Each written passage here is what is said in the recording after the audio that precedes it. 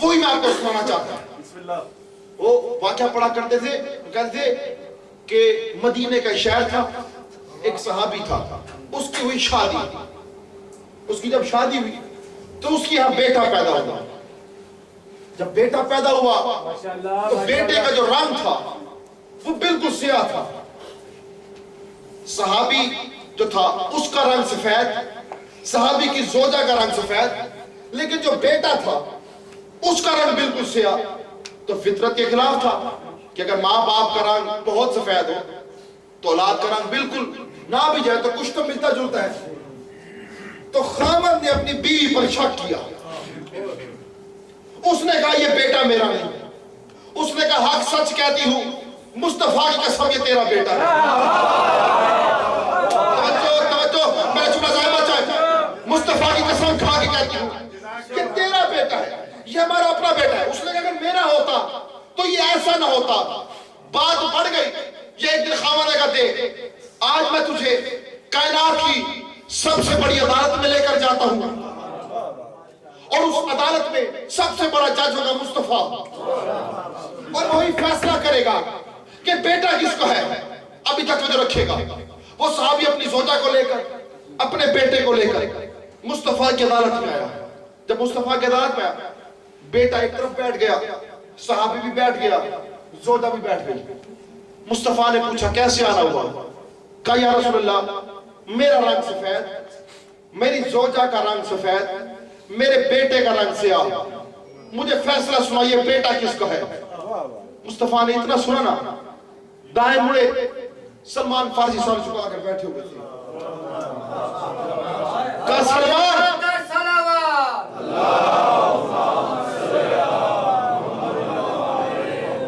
اگر یہ بلند تر ہے تو تھوڑی ایسا سوال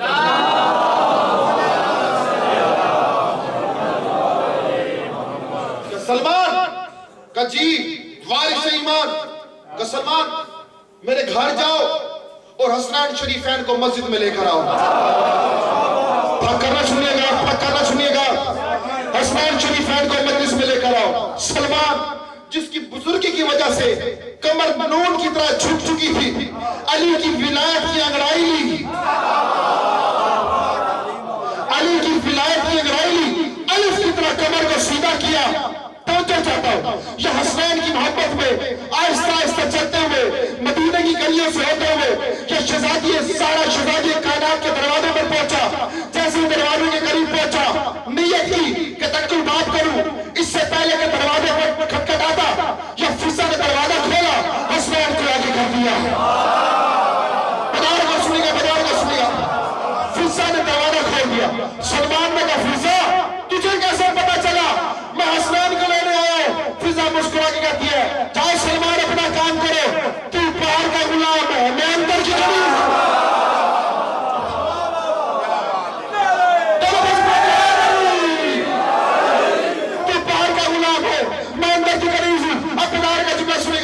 سلمان فارسی نے حسنین شریفین کے لیا, بائی حسن بائی حسین. اب آہستہ آہستہ مدینے کی گلیوں میں سلمان چلتا ہوا حسنین شریفین کو لے کر مسجد نبوی میں پہنچا. اب جیسے مسجد نبوی کے قریب پہنچا, حسنین شریفین نے مسجد میں قدم رکھے. یہ جیسے حسین کے قدم رکھ رہا تھا, مگر وہ حبشی بچہ, وہ کالا بچہ جو زمین پر بیٹھا ہوا تھا, اس کی نظر حسین پر پڑی.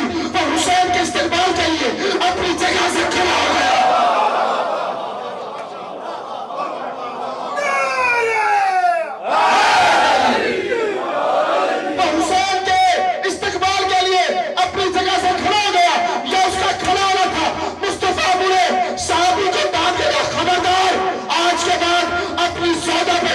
کرنا کہ حسین کی عزت کرے وہ حرامی نہیں.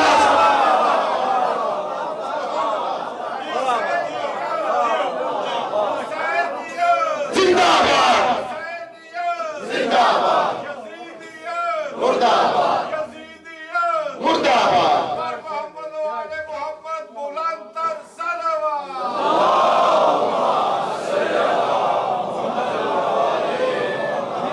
جو حسنین کی عزت کرے وہ حرامی نہیں ہو سکتا.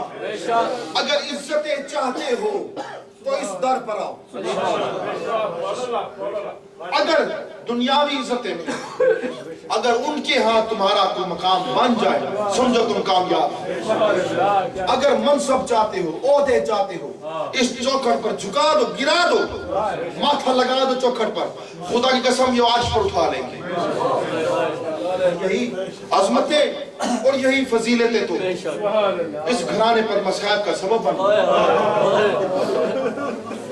یہی عظمتیں اور یہی فضیلتیں. سرکار کائنات اس گھرانے کی عظمت بتاتا جاتا تھا، دنیا دشمن بنتی جاتی. دنیا ایسی دشمن بنی، ایسی دشمن بنی کہ زہرا کے بال ایک بال میں سفید ہیں.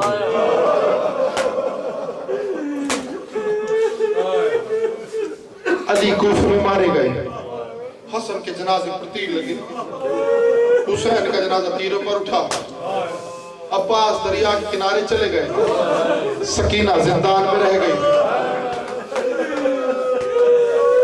پر موسیٰ کاظم کا جنازہ پل بغداد پر آ گیا. ظالموں نے پتہ نہیں کیا سوچ کے موسیٰ کاظم کا جنازہ بغداد کے پل پر پھینک دیا تھا. اس وقت جنازے پر کوئی نہیں تھا. جاؤ جا کر آپ انٹرنیٹ پر ویڈیوز دیکھو، فیس بک پر جگہ جگہ لگی ہوئی ہے. ابھی پھر سرکار کاظم کا تابوت نکلا، لاکھوں کا مجمع، بغداد شہر میں پاؤں رکھنے کی جگہ نہیں تھی. ظالموں آؤ دیکھو کامیابی ہم شیعہ نے حیدر کرار کی. جس کے جنازے پر بندہ نہیں تھا آج لاکھوں لوگ وہاں موجود ہیں. حسین کا ذکر پڑھا جائے نا، مصحف پڑھا جائے تو شام والی بی بی ضرور آتی ہے. آج موسیٰ کاظم کا ذکر ہے نا تو زینب اپنی اماں زہرا کے ساتھ ضرور آئے. بہت بڑا مصحف ہے سرکار موسیٰ کاظم. میرے بعد امام کی دعا کے جملے ہیں تو میں آپ کو عرض کرتا ہوں. سرکار امام زمانہ رو رو کر کہتے ہیں سلام ہو اس پر، سلام ہو اس پر کہ مرنے کے بعد جس کے مراسم ادا نہ ہوئے.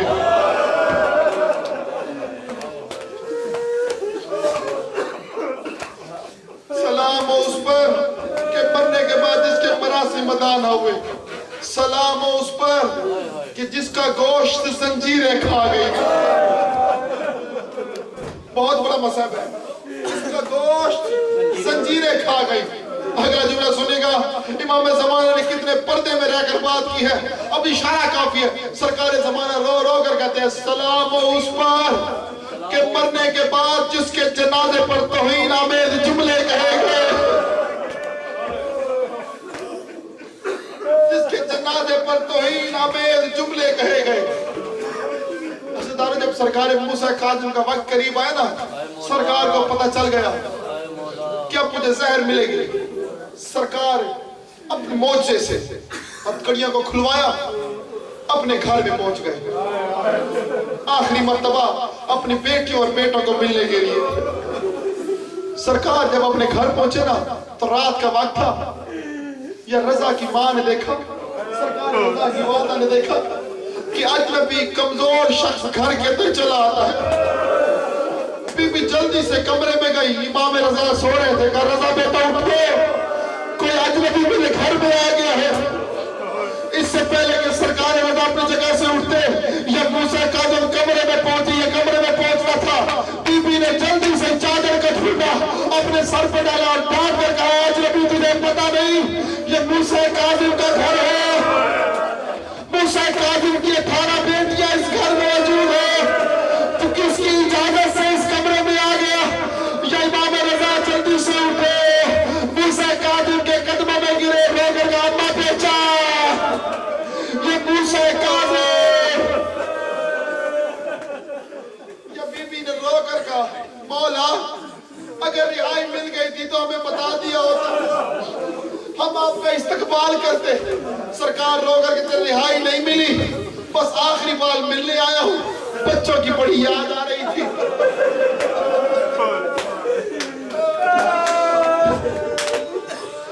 بیٹیوں کی بڑی یاد آ رہی تھی. پوچھا بی بی یہ بتا میری 18 بیٹیاں کہاں ہیں؟ واہ غربت موسیٰ کاظم، میری 18 بیٹیاں کہاں ہیں؟ یہ بی بی ایک کمرے میں لے کر گئی. روایت کی جملے ہے کہ موسیٰ کاظم کی 18 بیٹیاں فرش پہ سو رہی تھی. یا سرکار ایک ایک بیٹی کے سرانے گئے، ہر بیٹی کے ماتھے پر بوسہ دیا. پہلی کے ماتھے پر بوسہ دیا، دوسری کے ماتھے پر بوسہ دیا، سب بیٹیوں کے ماتھے پر بوسہ دیا. جملہ سنیے گا، ایک بیٹی موسیٰ کاظم کی رضا کی تھے. امام موسیٰ کاظم نے اپنی بیٹی کے ماتھے پر بوسہ نہ دیا، بیٹی کے قدموں کے پاس چلے گئے اور قدموں کو بوسہ دینا شروع کیا. یا رضا طرف گیا، ماتم کر کے پاپا یہ کیا کرتے ہیں؟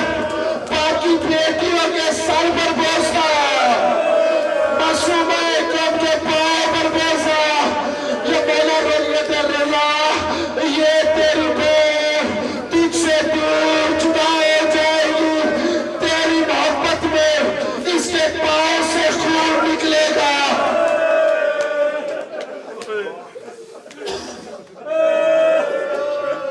تیری محبت میں اس کے پاؤں سے خون نکلے گا، یہ قوم کے میدانوں میں ہی رہ جائے گی. بس عزیزانو، سرکار واپس زندان میں پہنچے. آپ سب کو معلوم ہے کہ زندان کیسا تھا. روایت کی جملے ہیں، زندان ایسا تھا کہ سرکار نہ کھڑے ہو سکتے تھے نہ لیٹ سکتے تھے. سرکار کے ہاتھوں میں ہتھکڑیاں، پاؤں میں بیڑیاں، گلے میں توق، اور ان ظالموں نے زندان کی دیواروں پر لمبی لمبی میخیں لگائی ہوئی تھی. دائیں بھی میخیں تھی، بائیں بھی میخیں تھی. دیکھیے، جب کسی کو زہر ملتا ہے نا، زہر، اس کے نتیجے میں کیا ہوتا ہے؟ سب سے پہلے انسان تڑپتا ہے. جب زہر کی تکلیف زیادہ ہونا تو انسان تڑپ کے ہاتھ پاؤں مارتا ہے، ایڑیاں رگڑتا ہے. جب موسیٰ کاظم کو زہر دیا گیا نا، سرکار درد کی وجہ سے تڑپے.